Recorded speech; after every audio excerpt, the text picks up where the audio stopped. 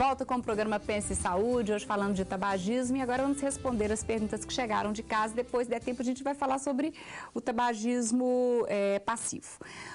Esse não é uma pergunta, na verdade, um depoimento do José Wellington, lá de Caeté. Ele tem 65 anos e há 9 ele parou de fumar. Ele diz que fumava desde os 13 anos de idade. Ele resolveu parar porque estava prejudicando a saúde, inclusive a saúde financeira dele. Hoje ele conta que tem uma vida muito mais saudável e tranquila. Quer dizer, ele fumava desde os 13, né? Então, às vezes a gente fala, quando a gente pensa, né, quem já fuma há muitos anos vai ter uma dificuldade maior, mas se quiser, possível. A Lourdes, lá de São Joaquim de Bicas, ela diz o seguinte: eu quero saber um tratamento para deixar de fumar. Eu tenho 56 anos e fumo há 40. Me ajudem! E aí, qual que é o conselho? Lourdes, eu acho o seguinte: primeira coisa, a gente tem como te ajudar muito. Se você realmente quer parar de fumar, não é fácil. A última coisa que eu falo, não é fácil, é difícil. Mas a gente pode, igual eu te falei, ensinar, tentar aumentar a sua força de vontade, incentivar a atividade física, mudar seus hábitos de vida, e os medicamentos também são muito seguros e muito eficazes. Se você está querendo muito fumar e não conseguiu sozinha, procure a ajuda, né, de um médico, que a gente tem muito a fazer para te ajudar. Vocês até já citaram aqui medicamentos que podem ser, né, e outras estratégias, como adesivos, PETs, né, as gomas de mascar.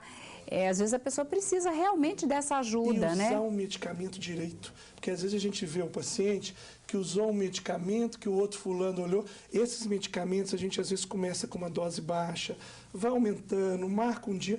Não usa medicamento que o outro usou, usa certo. direito, porque senão você vai queimar o filme. Você pode até tentar de novo, mas já não é mais com aquela expectativa.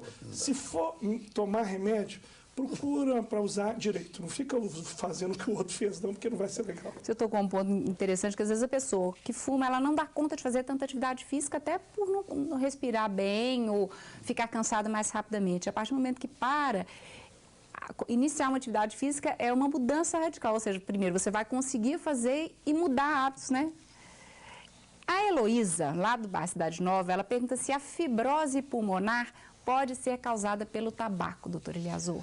Na realidade, a fibrose tem muitas causas. Tem cerca de 180 doenças que podem levar à fibrose pulmonar. Mas o tabaco, seguramente, hoje sabe-se que é um dos fatores, entendeu, contribuintes. Para a fibrose. A fibrose pulmonar, ela é um estágio do enfisema? Não, são coisas contrárias. Na realidade, o enfisema, o pulmão fica frouxo, fica parecendo uma bola frouxa, né? E a fibrose pulmonar dá um certo endurecimento, que é o tecido colágeno, aquelas... É o tecido de cicatriz nosso, né? É uma cicatriz. A cicatriz, ela aumenta muito e o pulmão fica enrijecido. Então não tem aquela elasticidade para respirar. Interessante que quando você tem um cliente que tem fibrose pulmonar e tem um enfisema associado, quando você vai fazer uma prova ventilatória que vai ver o funcionamento do pulmão, ela dá próximo do normal, né, Davi? Porque um está relaxando o pulmão e o outro está endurecendo o pulmão. Então, são várias causas, o tabaco é uma delas. Né? Uma pessoa que não quis identificar diz o seguinte: tem um amigo que tem transtorno bipolar, fuma muito cigarro de palha. O médico orientou para ele continuar fumando para tentar aliviar a ansiedade que é característica do transtorno. Não sei se tem comentário, vocês gostariam de comentar. E a minha pergunta até vai para o cigarro de palha, que às vezes a pessoa fala: não, eu fumo, mas eu fumo cigarro de palha e faz menos mal. Faz menos mal? Mas em respeito ao transtorno bipolar, é um problema que realmente a gente tem, são os pacientes que têm aquela comorbidade, aquela doença psiquiátrica. Seja o transtorno bipolar, uma depressão grave, esquizofrenia, esses pacientes percentualmente fumam mais. E, por exemplo, pacientes esquizofrênicos, até 70% fumam. Fumam mais cigarros e têm uma dificuldade maior para parar de fumar. Porque tem tudo a ver com serotonina, com dopamina, com liberação de neurotransmissores. Bom, é mais difícil, mas não é impossível. Certo. Aí, esse, né, que tem o transtorno bipolar, certamente quiser parar, ele vai ter mais dificuldade. mais a gente consegue tudo. Quer dizer, não é para desistir, não. É mais difícil, é mais frequente, mas tem jeito, né? Lembrando sempre que o cigarro de palha é pior do que o outro. É pior ainda do que o outro? Um cigarro de palha corresponde em torno de 4, eventualmente até 5 cigarros, do nível de nicotina e outras Um cigarro corresponde a 5? Um cigarro de palha corresponde a 5 cigarros? Não é incomum as pessoas chegarem para você e dizer, eu fumava um maço por dia, agora eu estou fumando só 4, 5 cigarros de palha e passo. Eu continuo fumando um maço por dia. E 1 hora daquele narguilé, Narguilé, agora está na moda, 1 hora fumando aquilo equivale a 100 cigarros. Que agora é uma modazinha que o pessoal tem até barzinho para fumar aquele narguilé. Quem fumar 1 hora de narguilé é como se tivesse fumado 100 cigarros. 100 cigarros. Aí, cuidado. E aí agora vai caber a minha pergunta aqui sobre fumo passivo. Ele, é claro, a gente sabe que é prejudicial, eu até falei aqui no início do programa, que também provoca mortes e tudo. Com relação à saúde como um todo, algum comentário, doutor Flávio, com relação ao fumo passivo? Isso a gente começou a prestar muita atenção observando o garçom, que trabalha em um ambiente que tradicionalmente, pelo menos antigamente, quase todo mundo fumava. E começamos a observar que esses profissionais, sem nunca ter fumado, começavam a ter quadros de infarto, derrames. E na análise estatística desses trabalhos, ele mostrou que realmente o fumante passivo, né, ele é um fumante. Né? Então fica aí esse alerta, né? Só aquele dado dos 6 milhões de óbitos que o cigarro, que até o repórter falou que vão acontecer no ano no mundo todo, 600 mil são tabagistas passivos.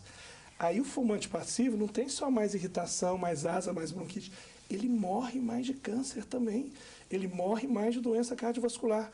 Aí você aí que tem aí um parente que fuma, aí você pode pegar no pé dele mesmo, que não é só chatice, não.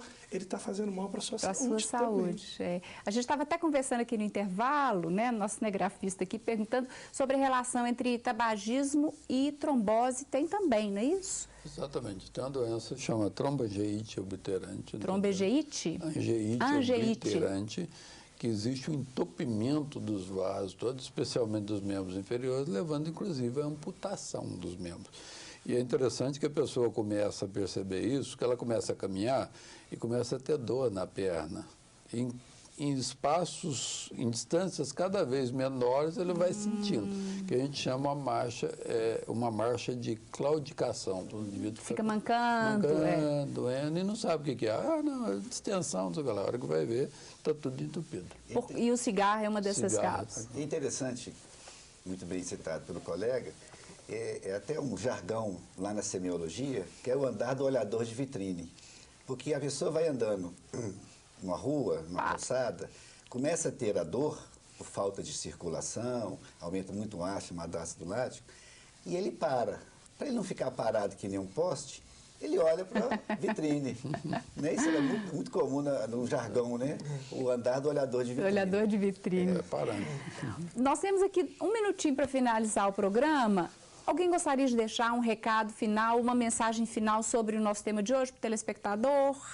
Bom, gente, eu gostaria de deixar que você que fuma, você tem 50% de chance de morrer com uma doença causada pelo cigarro. E eu falo, a gente só tem, até prova em contrário, a gente só tem um passaporte para essa vida. Vamos cuidar da nossa saúde. Não espere você adoecer para você parar de fumar. Porque todo mundo acha que acontece com o do lado, mas não acontece com ele. Você pode, só depende de você e talvez vai ser a coisa mais importante da sua vida, porque a sua saúde é o melhor presente que você pode se dar, né? Doutor Eliazor? O ideal é não iniciar nunca, né, o tabagismo. Se iniciou, pare quanto antes. Quanto mais cedo... Melhor.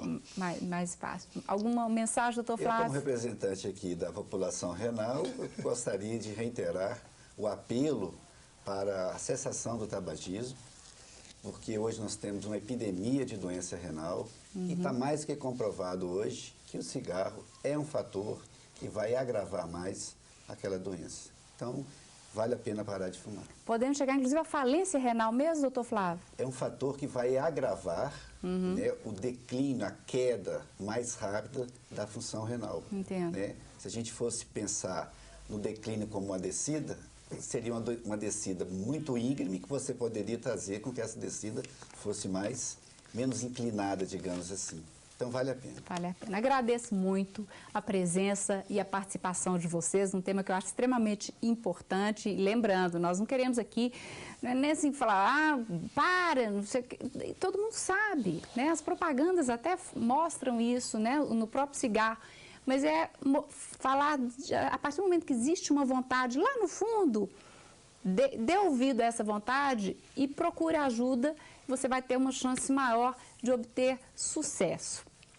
O Pense Saúde de hoje chegou ao fim e você pode rever este programa terça-feira, às 5 da tarde e sexta-feira, ao meio-dia e também pelo nosso site, a qualquer momento.